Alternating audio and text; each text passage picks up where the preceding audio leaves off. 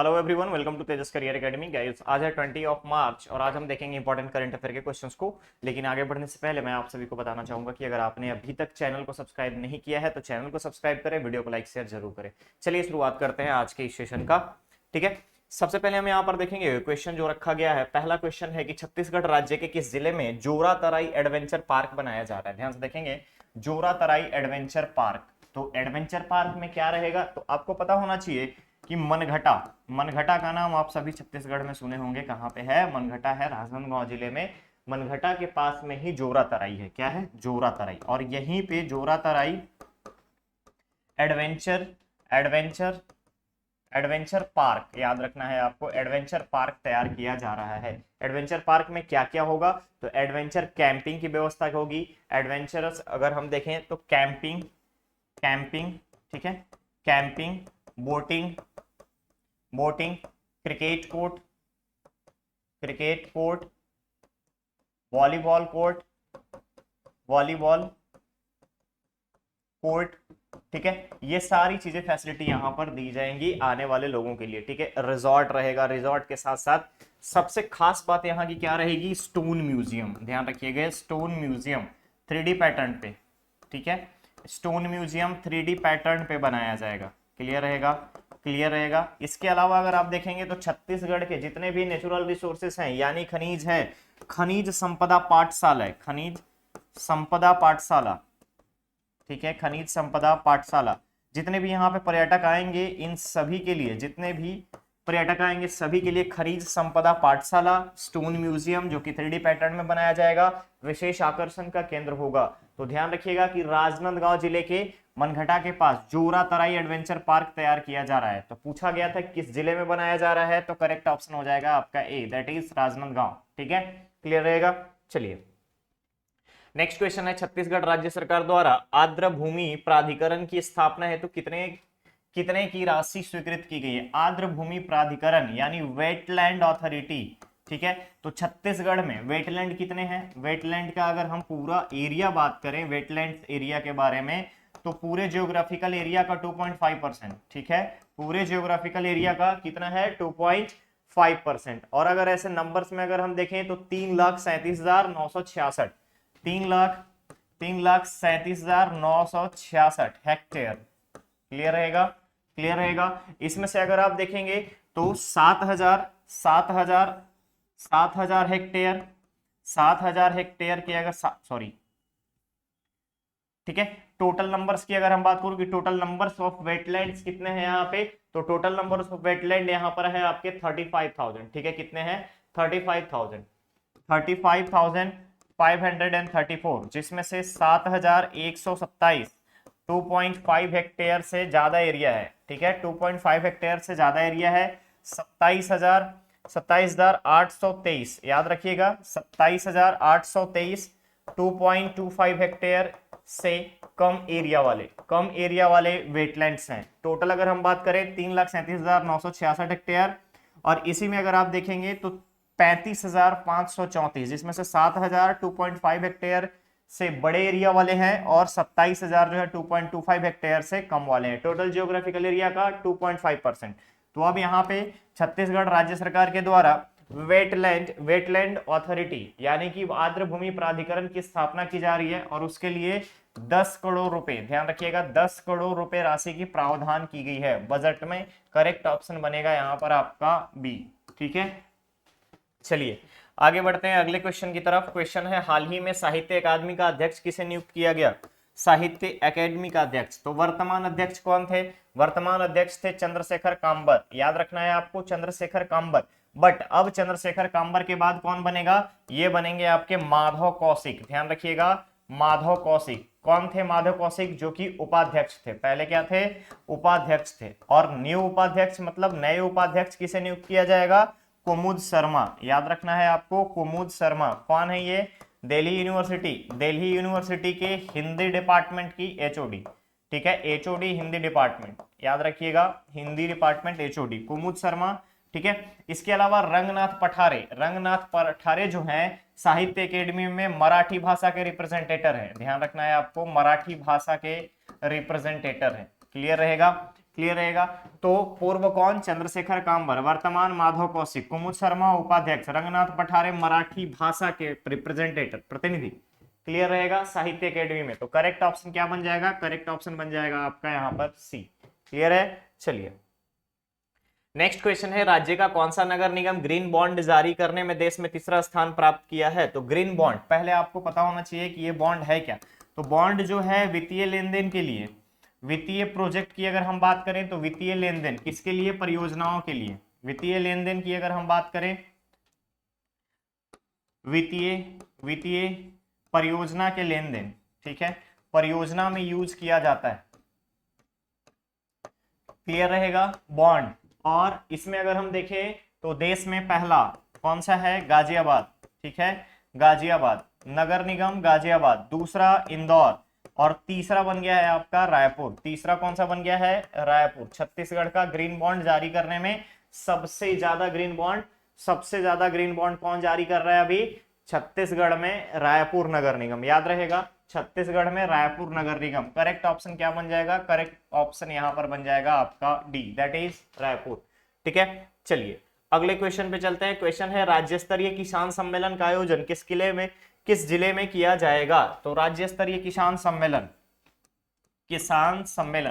तो सबसे पहले आपको जानना है कि जिस तरीके से ग्रामीण क्षेत्र में राजीव गांधी किसान न्याय योजना ग्रामीण क्षेत्र में चल रही है, उसी तरीके से इसका प्रभाव और क्षेत्र शहरी क्षेत्र तक बढ़ाया गया है। ठीक है, यानी कि शहरी क्षेत्र में भी ग्रामीण किसान न्याय योजना को इंप्लीमेंट किया जाएगा, राजीव गांधी किसान न्याय योजना को इंप्लीमेंट किया जाएगा। और साथ ही साथ राजीव गांधी भूमिहीन मजदूर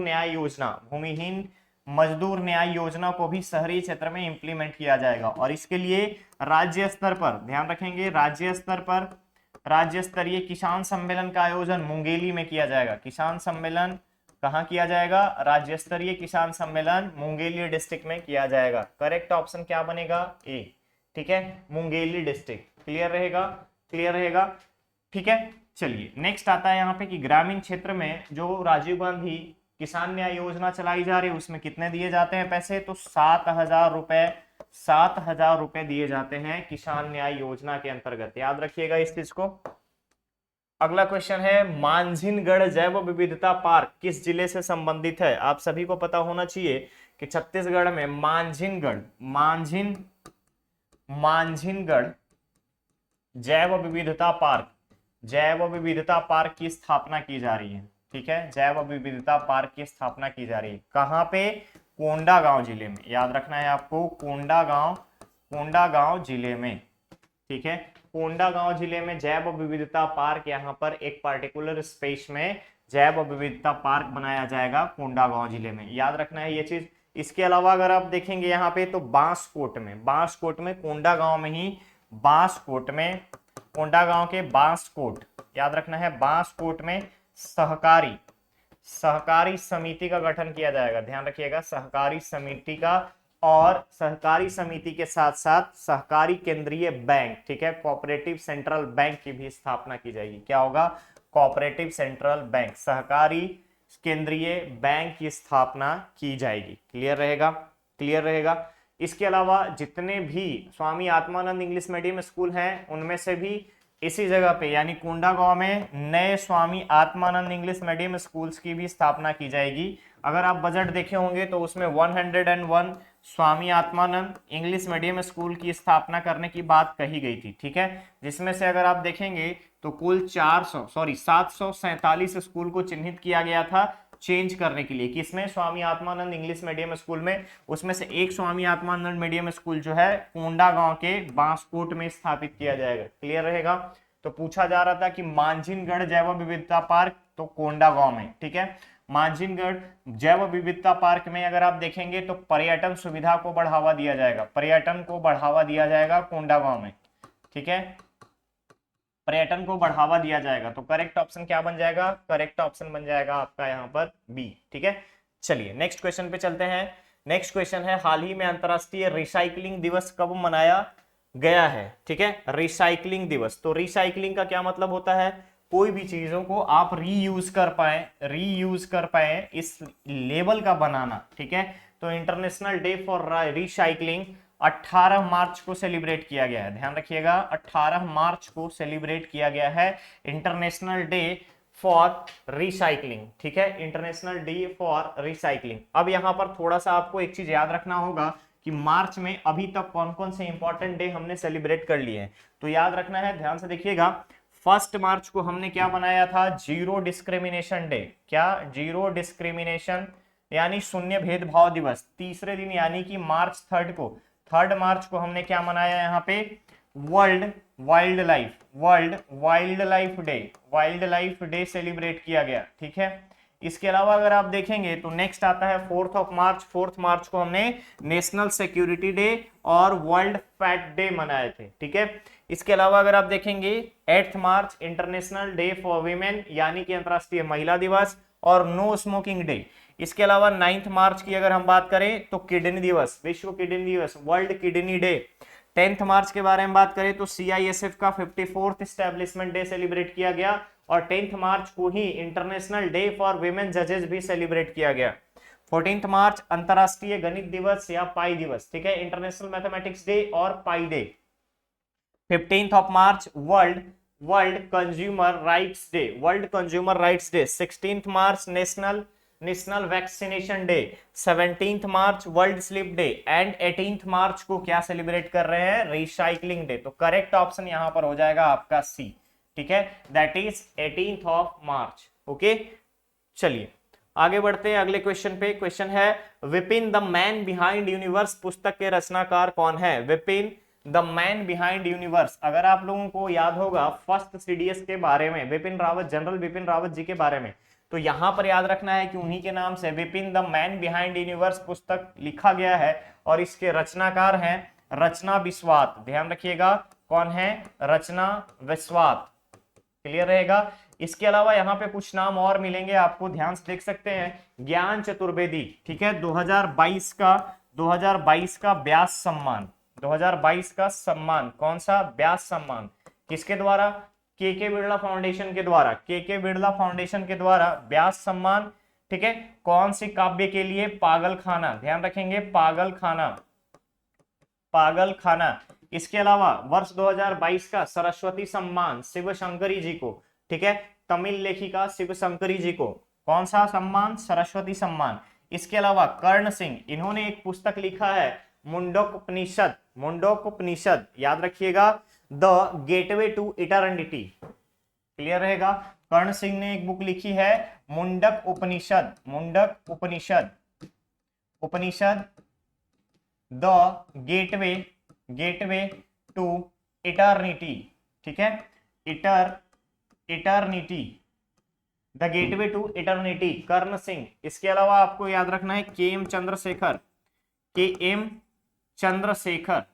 ठीक है, KM Chandrashekhar.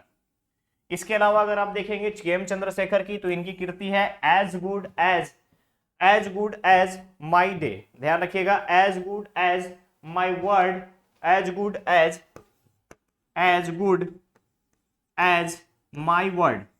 Good as my word memoir, याद रखिएगा मेमोयर। इस पुस्तक का नाम है, किसने लिखा है, KM चंद्रशेखर ने। तो 2022 का सम्मान, व्यास सम्मान किसको दिया गया है, के बिरला फाउंडेशन के द्वारा, और साहित्य के क्षेत्र में सर्वश्रेष्ठ पुरस्कार सरस्वती सम्मान तमिल लेखिका शिवशंकरी जी को दिया गया है। तो क्वेश्चन में था कि Vipin the man behind universe के रचनाकार कौन है, तो रचना बिस्वात। करेक्ट ऑप्शन क्या बन जाएगा, करेक्ट ऑप्शन बन जाएगा यहाँ पर आपका डी, ठीक है। चलिए नेक्स्ट क्वेश्चन है, हाल ही में किस राज्य सरकार द्वारा राज्य के कार्यकर्ताओं के लिए 10% आरक्षण की घोषणा की गई है। तो याद रखना है कि भारत का पहला ऐसा राज्य है, भारत का पहला राज्य उत्तराखंड जिसने अपने कार्यकर्ताओं के लिए 10% क्षैतिज आरक्षण की बात करता है, 10% क्षैतिज आरक्षण के बारे में बात करता है,